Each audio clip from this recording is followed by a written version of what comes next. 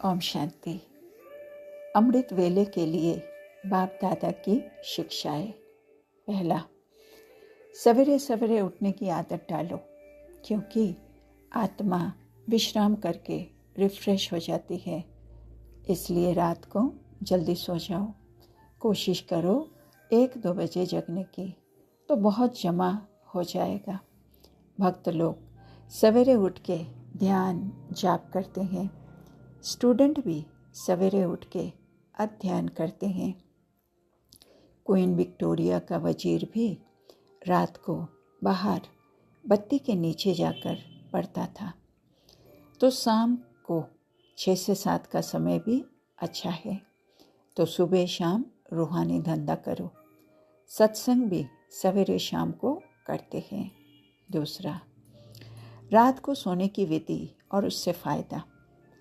बाबा कहते हैं, रात को लक्ष्मी नारायण के चित्र को देखते देखते सो जाओ कि बाबा भी हमें ऐसा बना रहे हैं, तो बहुत मज़ा आएगा। सोने से पहले कम से कम आधा घंटा बाबा की याद में बैठना है। ये नियम बनाने से हिम्मत बच्चे मदद बाप मिलेगी। आप ही आंखें खुल जाएगी, खटिया हिल जाएगी। कायदा है, जास्ती खाने वाले को जास्ती नींद आती है। इसलिए याद में रहकर खुशी में खाना भी बहुत कम खाएंगे तो अच्छा है। तीसरा, सवेरे सवेरे उठते ही बाबा को गुड मॉर्निंग करो, अर्थात बाबा को लफ्ज़ से याद करना है, तो बहुत खुशी रहेगी। भक्ति मार्ग में भी सवेरे उठ के भक्ति करते हैं, पूजा करते हैं, माला फेरते हैं, मंत्र जपते हैं, अर्थात आत्मा निश्चय करके हमें भी बाबा से बातें करनी है, ज्ञान का चिंतन करना है, तो खुशी का पारा चढ़ा रहेगा। हम रूहानी आशिक है, शिव बाबा हमारा माशूक है। तो जितने प्यार से हम याद करेंगे, हमारा देह अभिमान टूटता जाएगा, पाप कटते जाएंगे। तो सवेरे सवेरे स्नान आदि करके एकांत में चक्कर लगा के या बैठ के बाबा को याद करना है। इससे कमाई ही कमाई है।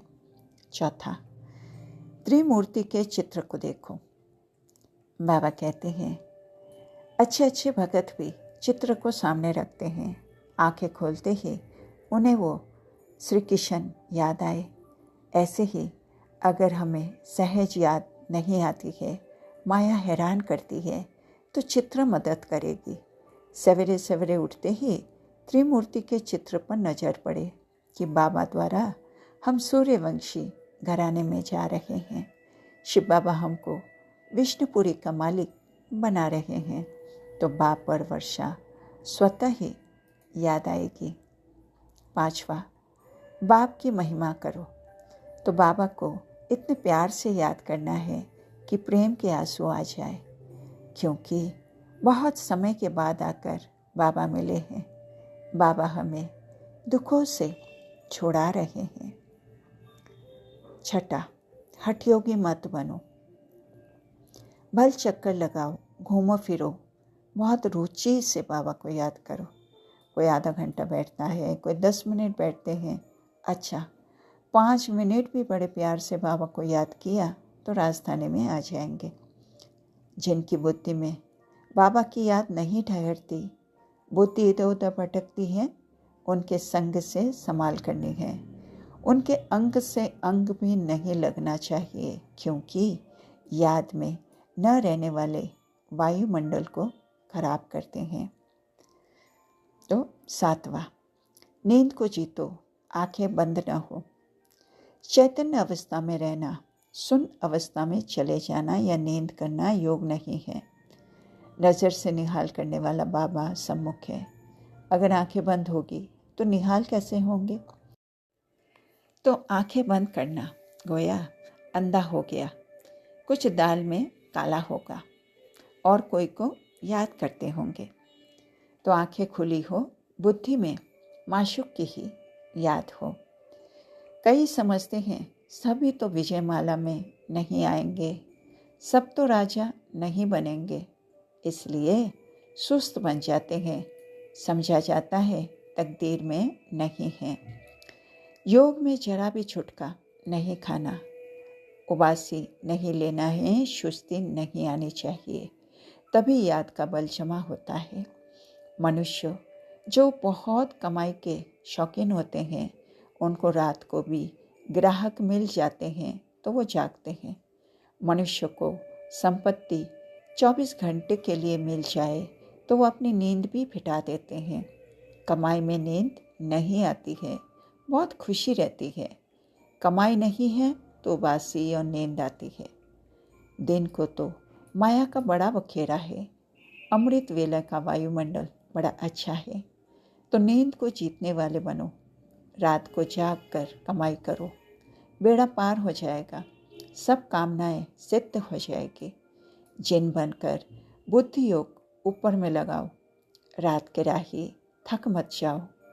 अब तुम्हारी सच्ची तकदीर जाग रही है, औरों की तो सो रही है। तो हे लाडले बच्चों, मैं तुमको नैनों पर बिठाकर ले जाऊंगा। हे मेरे नूरे रत्नों, श्रीमत पर चलेंगे तो सदा सलामत रहेंगे, चोट नहीं लगेगी।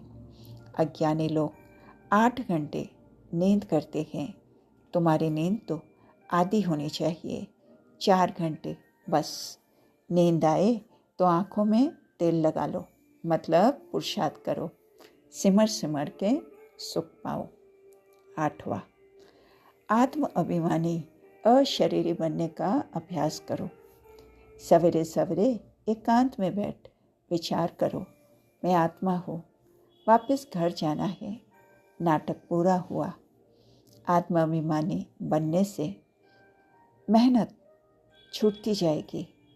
भ्रुकुटी के बीच आत्मा को देखने का अभ्यास करो। आत्मा होकर आत्मा से बातें करो, आत्मा होकर सुनो। देह पर दृष्टि न जाए। देह अभिमानी वश लाचारी से बैठने से उन्नति नहीं होगी। अमृत वेले उठकर बाबा से मीठी मीठी बातें करनी है तो शरीर का भान खत्म हो जाएगा। पुरानी दुनिया, पुरानी चूल्हा कुछ भी याद न आए। शरीर से न्यारा होने का ड्रिल करना है। निरंतर बाबा और स्वदर्शन चक्र की याद रहे तो भी अहो सौभाग्य। तो निरंतर अंतर्मुखी रहने का भी पुरुषार्थ करना है। अंतर्मुख अर्थात सेकंड में शरीर से डिटैच, इस दुनिया की सूध बुद्ध बिल्कुल भूल जाए। 1 सेकंड में ऊपर जाना और आना। इस अभ्यास से विकारों के अंश समाप्त हो जाएंगे, विकर्माजित बन जाएंगे। एकांत का अर्थ है एक की याद में इस शरीर का अंत हो, अर्थात एकांत में बैठ ऐसा अनुभव हो कि मैं आत्मा इस शरीर को छोड़ बाप के पास जाती हूँ, जैसे शरीर से मर गए हो, अशरीरी हो गए हो। तो दूसरे सब संकल्पों को लॉकअप में बंद करके एक बाबा को ही प्यार से याद करना है। रोज़ अमृत वेला कंबाइंड स्वरूप का और ब्राह्मण जीवन के स्मृति का स्वयं को तिलक लगाना है। सूक्ष्म वतनवासी फरिश्ता बनना है तो रूहानी सर्विस में हड्डी हड्डी स्वाहा करनी है। 9 नंबर, अपने साथ बातें करो। सोए हुए नहीं, उठकर बैठकर अपने साथ बातें करो। मैं आत्मा कितनी छोटी बिंदी हूँ, मैं इतनी छोटी सी आत्मा कितने बड़े शरीर को चला रही हूँ। मुझ आत्मा में अविनाशी पाठ नोंदा हुआ है। हम अभी आए कि आए बाबा की सच्ची गोद में, रूहानी गोद में। कमाल है सुख देने वाले बाबा की। 10वां पॉइंट, बुद्धि को भटकाओ मत। बाबा, घर और राजधानी को याद करो। रूहानी भट्टी में अर्थात याद की यात्रा में बैठने वालों को कभी भी इधर उधर के ख्यालात नहीं चलने चाहिए। इससे वायुमंडल खराब होता है, अपना नुकसान होता है। इसलिए माँ में कम याद करना है। 11, विचार सागर मंथन करो। ज्ञान के पॉइंट को रिपीट करो। सुबह सुबह बुद्धि रिफ्रेश रहती है, इसलिए ज्ञान के पॉइंट को रिपीट करो। विचार सागर मंथन करो।